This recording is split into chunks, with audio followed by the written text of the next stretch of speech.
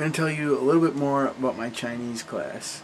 Some things I found out, some newer things I found out, because last Tuesday, we had our first actual class. We meet once a week for 2 hours, and then the rest of it's all online stuff. So I actually got to hear the teacher talk about what we're going to learn, how we're going to learn it, and that type of stuff. And he seemed like a pretty good guy, seemed pretty knowledgeable, and he was wearing all Chinese brand clothes. Apparently he goes to China a lot, and that's where he buys his clothes, it looked like, because they were all Chinese clothes. And I got the textbook for the class now.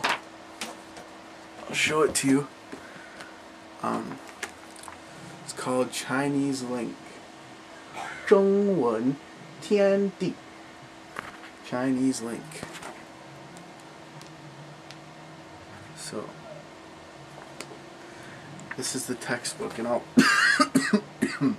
excuse me, I'll explain to you what's all in it. And it starts out explaining what the Chinese language is, and what Mandarin is, and all the different kind of dialects and parts of China and that type of thing. And then it teaches you Pinyin, which is Romanized Chinese, and then it has Pinyin exercises, the Chinese writing system, classroom expressions, and abbreviations of parts of speech and stuff like that. And then it goes into the actual lessons. And in the actual lessons, you'll learn subjects, like greetings, names, nationalities, languages, studies, introductions, family, addresses, meeting and making plans, subjects like that. But it teaches you them all first in the traditional characters. See, the email he had sent, what I went off of, was kind of vague, and it kind of produced a bunch of miscommunication. What's really going on in the class with the deal with the traditional and simplified characters is originally I had thought that we weren't even going to learn traditional characters. And of course that made me pretty upset, because you gotta kind of learn the traditional and the simplified, because it's really hard to learn the traditional if you've only learned the simplified. Whereas if you learn the traditional, it's easy after that to learn the simplified, and it's just easiest to learn them both simultaneously at the same time. And that's what this book does.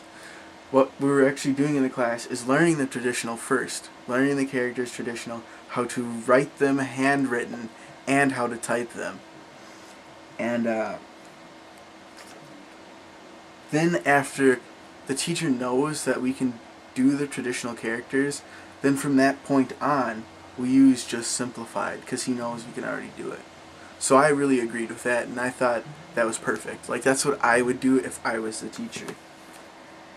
But the thing about this textbook is it has, like I said, each lesson has different subjects, and this book doesn't have that much content. Not as much as I thought. I'll read you each subject. Lesson 1, greetings. Lessons 2, names. Lesson 3, nationalities and languages. Lesson 4, studies. Lesson 5, introductions. Lesson 6, family. Lesson 7, addresses. Lesson 8, meeting and making plans. Lesson 9, phone calls. Lesson 10, time and schedules. Lesson 11, ordering food. So this is only supposed to be, I guess, for one semester of college. This book really, to be honest, doesn't cover very many subjects. I got my colloquial Mandarin book. I got this for $30, and it comes with audio material, and it covers way more subjects. I think probably twice as much as this text for my class. And the funny thing is that the colloquial Mandarin was only $30. This thing was $95. And we also got this little thing for our online part of the class or whatever. It has a code inside that you go on the internet and you would like redeem the code or whatever, and then you can do the online stuff, which basically has audio, and you do kind of some exercises. But yeah, all this was $95, I believe. So me personally, like, I think that it's a waste of money. I think that taking classes at a university, is kind of like a waste of money if you think about it. If you're going there to take the class just to learn the language, not because you're trying to, like, not because it's part of a degree, but just because you want to learn the language, I think that's a waste of money. I think you're really kind of ripping yourself off. If you really want to learn a language on your own, you gotta do it, on your own. If you really want to learn a language, you can't just the universities and colleges and stuff. It's just all way too expensive. There's way cheaper ways to do it. So that was one thing that kind of disappointed me about the class and about the book and stuff. Is it's all expensive.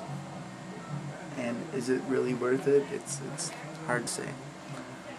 But having a good teacher, I guess, that's the good part about having a good class. Someone who actually knows the language really well that you can talk with on a regular basis. That part I like about the class. Every week we get to meet and I get to speak. The first day I spoke some Chinese, and I think I was the only person in the whole class that knew some Chinese before going into the class, and there are even people of Chinese descent, even Chinese people there who didn't really know Chinese. So I found that kind of cool, because he was showing us, like on the internet, the exercises we'd be doing in 2 or 3 weeks from now, and they were in Chinese characters, and I could read them. I read them out loud, and he noticed that I was reading it, so he thought that was kind of cool and stuff. And so far that's what's going on with my Chinese class right now.